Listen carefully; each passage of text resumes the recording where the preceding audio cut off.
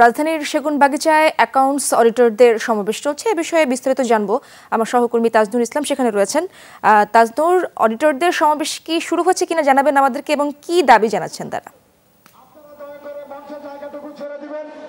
দেখুন, কিছুক্ষণ আগেই অর্থাৎ কিছুক্ষণ না প্রায় 1 ঘন্টা হয়ে গেছে আসলে এই সমাবেশ শুরু হয়েছে। স্বাস্থ্যকর অল টাইম ফ্যামিলি কেক, সব সময় অল টাইম হেলদি লাইফ।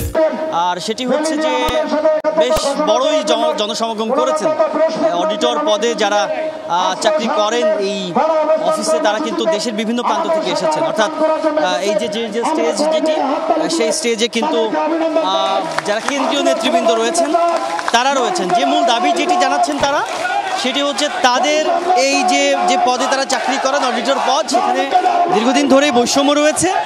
আর সেই বৈষম্যের সবচেয়ে বড় কারণ হচ্ছে একই পদের বিপরীতে কেউ 10ম গ্রেড আবার কেউ 11 গ্রেডের বেতন পান।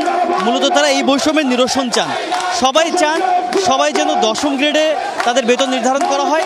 একটি রেফারেন্স তারা দিচ্ছেন, সেটি বলছেন যে 2018 সালে এরকম একটি ঘোষণা আদালতের তরফ থেকে তারা পেয়েছেন, কিন্তু এখন পর্যন্ত সেটি বাস্তবায়ন কিংবা কার্যকর পুরোপুরিভাবে হওয়ার যে ব্যাপারটি, সেটি এখন অবধি হয়নি। তার কারণেই কিন্তু তারা এই নতুন করে এরকম সবাই মিলে আন্দোলনের ডাক দিয়ে আজকে কিন্তু এই তাদের যে অফিসের যে সবুজ চত্বর, সেখানে তারা সবাই জমায়েত হয়েছে এবং দেশের বিভিন্ন উপজেলা, জেলা এবং বিভাগীয় পর্যায় থেকে এই যে অডিটর পদে যারা চাকরি করছেন এই মুহূর্তে, তারা কিন্তু আজকের আন্দোলনে যোগ দিয়েছেন।